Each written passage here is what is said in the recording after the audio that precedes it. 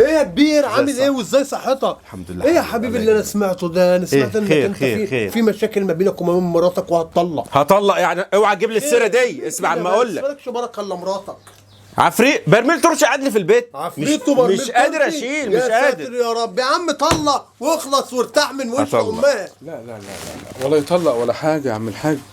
إن شاء الله ربنا يهديها لك، إن شاء الله هتبقى كويسة. ده ربنا قال وعاشروهن بالمعروف فإن كرهتموهن فعسى أن تكرهوا شيئا ويجعل الله فيه خيرا انت كثيرا. مش حاسس باللي انا فيه؟ ما انتش بتشوف اللي انا بشوفه. اخلص يا عم وطلق. انا حياتي كلام اتدمرت، انا حياتي اتدمرت. ربنا يهديها لك، ربنا يهديها هتبقى كويسة إن شاء الله. ده ربنا قال لسيدنا زكريا وأصلحنا له زوجة بسبب إن دعا ربنا. ادعي ربنا يهديها. هنتكلم في الصلاح. شوف يا فضيلة الشيخ، عايز منك خدمة صغيرة تخلصني من موضوع النفقة ده.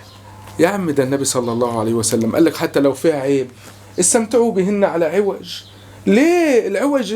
وقال لك هي خلقت من ضلع أعوج، فإن جئت تعدل هذا الضلع الأعوج كسرته وكسرها طلاقها. فقال لك استمتع بها على العوج، يعني وهي على العيب ده. يعني هي سبحان الله فيها مميزات كتير. ده عسكري هربان من الجيش، عشان انا قاعد مع راجل في قلب الشقة. ربنا معلش انا ربنا من رايي يهديها لك. اتطلق. يا عم هطلق. ولا طلق ولا حاجه، ان شاء الله ربنا يهديها لك وهتبقى كويسه. ما تسمعش لشياطين الانس، اعوذ بالله منهم. تعالى معايا انا عايزك ان شاء الله ربنا يهديها لك. تعالى. حلوة نظرة الشيطان دي.